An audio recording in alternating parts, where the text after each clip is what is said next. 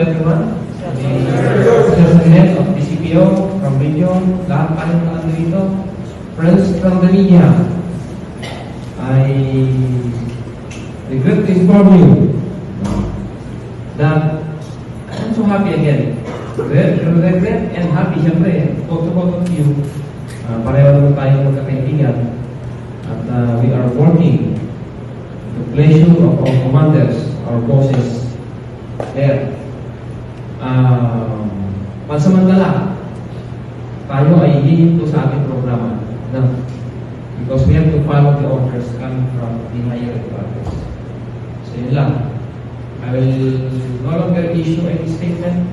Basta we have to follow what is being told us, commanded to us by our commanders there.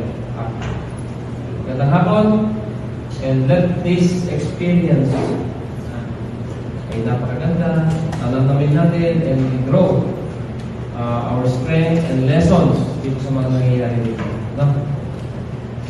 Win-win pa rin naman sa atin lahat. We have our city director, nakaupo, and we have our supposed to be coming able-bodied officers at magagaling pareho. Wala tayong pinapanigan because na-prove na nila ang kanilang galing sa kanilang larangan. Diba?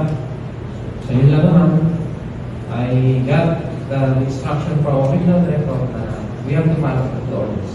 Thank you, magandang hapon, at lahat tayo ay magpakaisa ng pagwala.